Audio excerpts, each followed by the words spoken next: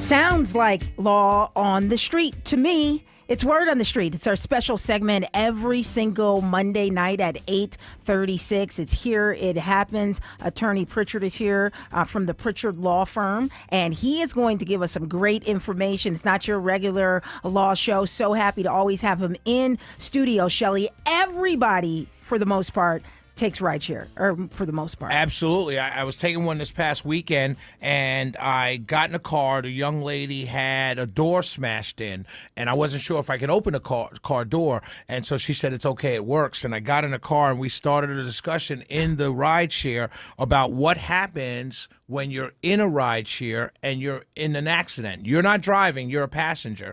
So I wanted to start off our conversation tonight, Attorney Pritchard. What happens? Who can I go after? Like, it seems to me like while I was sitting there, like you're almost hoping for someone to hit the girl because you're there, and you could go after Uber, her insurance, the guy's insurance. Like, is that the case? That's it. I'm done.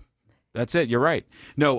But what is the first thing before he goes there? What's the first thing you should do? Bam, you get hit in a rideshare waiting for the cops. What's the first thing Shelley or I should do? First thing you should do is take a photograph of the driver. If there's any information inside the car to identify them, then start taking pictures of the cars outside.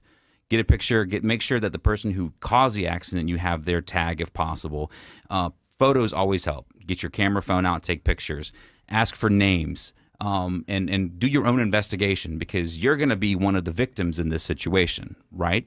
You want to make sure that if the person who hits you, and when you're in the Uber, is the at-fault driver, well, you've got not only that insurance to go after as a victim, but also Uber. If you're on an Uber ride or Lyft, we'll say Uber because I don't really use Lyft as much. But if you're in a ride share and they are on the clock and you are being transported somewhere, then the insurance policy covers you on a fleet plan for up to $1 million, and that includes uninsured and underinsured motorist coverage. So if the person that hits the Uber car or the rideshare car when you're in it doesn't have enough insurance, or maybe just has minimum 25/50, which means $25,000 per person, $50,000 total per accident, then you're going to want to go against the Uber or Lyft policy that covers that over and above the damages you suffered. Also, I don't know if any of y'all have been in car accidents in Atlanta, but they're usually not just one or two cars involved. They're usually several cars involved. So if you can help with that investigation, you know that there are other people involved, then you want to make sure that you're in there pretty quickly, because it's a race to the insurance company to find out. Now, that does not mean that ride shares are going to roll over and say, here, take our $1 million. They're going to fight like heck against you trying to get anything out of them. You've got to know that. So that's why you've got to protect yourself. Now, if you feel pain, you feel something is not right, go to the doctor. Go to the hospital. They're going to ask, do you want an ambulance? Get an ambulance. Go get checked out, because it looks bad, according to the insurance companies, if you wait a few days, wait a few weeks. I'm going to try to see if I can sleep it off. I'm going to work it off. Let's see if we feel better. And then you go to the doctor. Why'd you wait a week? There's something else must have happened. Instead, if you feel something, go to the doctor. We'll deal with the bills later, especially if you've got Uber or Lyft on the hook to pay for those bills and their insurance. Now, if you're in an Uber accident and you get, say you're in a car and an Uber vehicle hits you and they're not on the clock, but they actually call it logged in, which means they're not ready to be driving somebody. There's a different policy. There's $100,000 policy limits in most cases. So meaning the app is on, they haven't accepted a ride yet. Right. Okay, gotcha. And that's the person that hit you. Yeah, if that person's at fault, then you can go against not only the rideshare company, and it's up to $100,000 limits on that, but also if they have their own insurance on their vehicle, you can sometimes stack on top of that. And then if you yourself have uninsured or underinsured motorist coverage, which I tell everybody, if you can afford it, get it. It's not that much more expensive when you're looking at liability and comprehensive. Ask for under and uninsured motorist coverage. That will save your butt.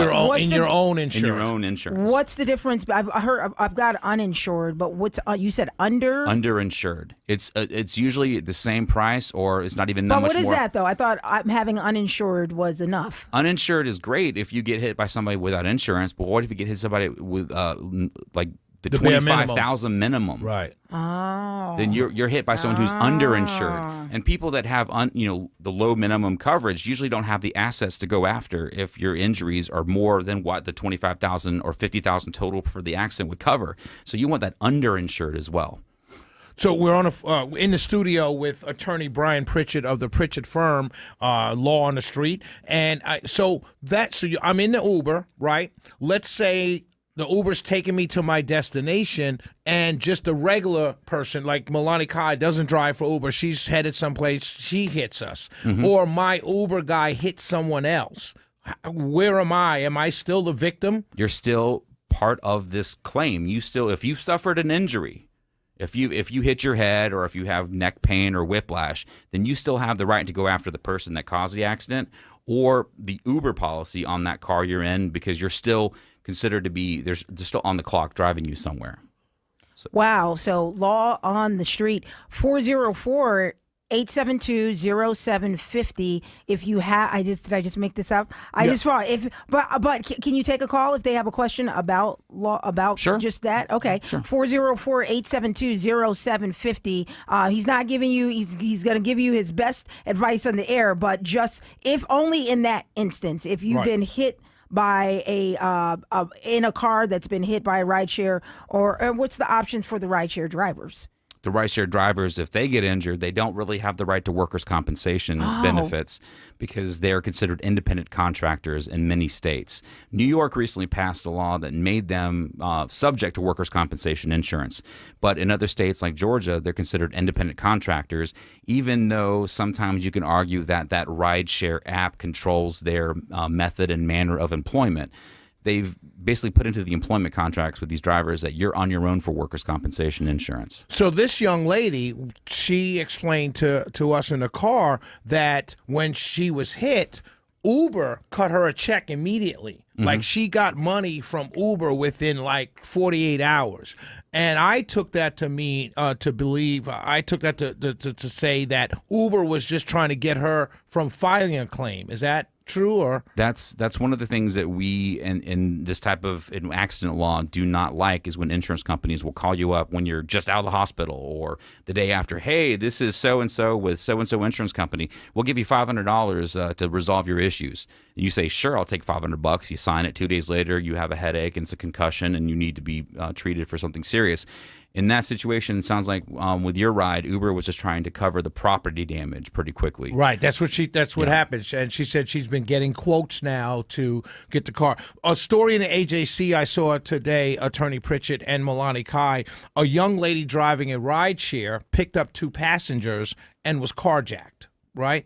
So we know the carjackers are responsible for the crime. Right. Does she have, or do rideshare drivers have anything legally to protect them from when this happens? In that situation, there's usually a crime or violation of justice, exclusion in some policies. So you'd have to look at the individual policy per se. But in that situation, because it was a ride that they were picking up on, maybe it was covered under that on the clock Uber policy that's $1 million because they were picked up in the rideshare.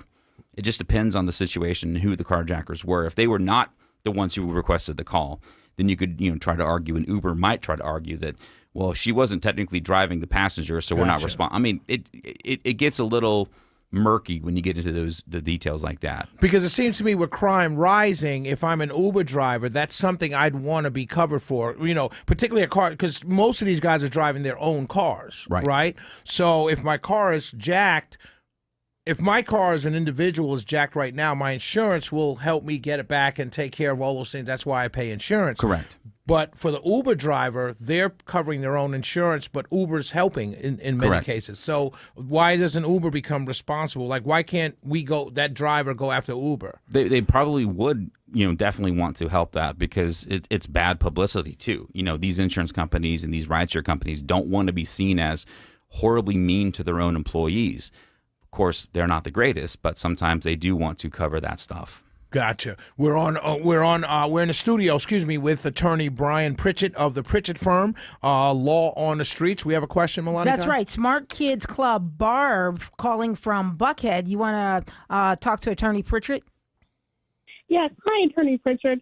I have a question for you. So I listen to Dr. Joe here on WSB a lot, and he says if the car is damaged, you're damaged, go to the doctor, period. Do you agree with that? 100%. If you are in an accident, even if you might wind up being at fault, you want to get checked out, because at some point when you try to file a claim, the insurance company is going to say, why did you wait so long to go to the doctor? I tell my clients when they call me about a car accident, have you been to the doctor? Well, you haven't. Then go right now. And I'll set them up an appointment. I'll tell them where to go because they need to get treatment, because you don't know. You can say, I feel like I'm okay. I'm going to take a nap. I'll go to sleep. I'll give it a few days. I'll take some Advil, take some Tylenol, and then all of a sudden you've got some serious issues down the road. And they're going to say, well, why'd you wait 3 or 4 days? If it was that serious, you should have gone immediately. So I agree. Go to the doctor as soon as possible. If it's a situation where you don't think you need an ambulance, try to get to the emergency room later that day, or to an urgent care clinic just to get looked at, just as a record of you getting treatment, because your body is remarkable in how it can recover from injuries, but you cannot tell how serious things are until you get x-rays and ultrasounds and talk to doctors and let them take a look at you. Thanks, Smart Kids, Barb. Listen, if I get hit, I don't care if it's a fender bender, I'm laid out. Ambulance, I can barely walk. I can't walk. I'm going in the ambulance. Yeah. And that's when that person has their camera on and they see Melania Kai laying down on the ground saying, okay, look at that Oscar-worthy performance. I can't move, though. Yeah. I can't move, though. Okay, you want to talk to Jed real quick, or you have Jed, another story? Yeah, Jed. Okay, let's go to Riverdale. Jed, you have a basic question about insurance for a damaged car. Yes. I want to know, why is it if somebody else is at fault for damaging your vehicle, why does their insurance company have the right to total your vehicle when they don't have a dog in the fight? Now, I can understand that my insurance company does it, but how can they be able to total my car? Let's say you got a $25,000 damage limit, but it's going to cost $10,000 to fix my car. Why should they be able to total my car? Thank you for the call. We appreciate Thank you. it. Because they're the ones that have to pay for it. If they're the at-fault driver's insurance company, they don't want to have to pay so much money to fix a car that then will be worth less after the repairs, because you're going to have a difference in how much value your car is. It basically loses value after an accident and getting fixed. So they have the right to say, we're totaling this car, we're going to pay you what the car is worth at that point, because it's not worth it to fix it. So it's up to them, because they're the ones on the hook. So is that something that you should agree to, or you and your attorney should agree to, tolling it out and getting paid the difference, or should you fight for them to do the opposite? It's up to you as the owner of the car to whether accept it or not. You can always litigate property damage, but that's always a tough road to hoe, because they are the ones with the actuarial tables. They can see that if you put this much work into a car, it's going to be worth this less amount. Then they should not, have to be able to repair it when it's not going to be operable out down the road. Attorney Brown. Oh, go ahead, Mark. No, I was just going to say, it's always good to get legal advice. I think I'm the smartest person, or just advice about just basic things that we do in a rideshare every day, because I've never been in an accident when I was driving or in a rideshare, but I've seen damaged cars, Shelley. I've heard the person say, I'm waiting. They don't know what to do. So now it just empowers us to say, hey, right, yeah. Attorney Pritchard said, do this. Well, not only that, it empowers me when I'm in a rideshare to say, man, I hope you stop short and someone just bumps the back. You know what? We got Attorney Brian Pritchard of the Pritchard Firm. How can people get in touch with you?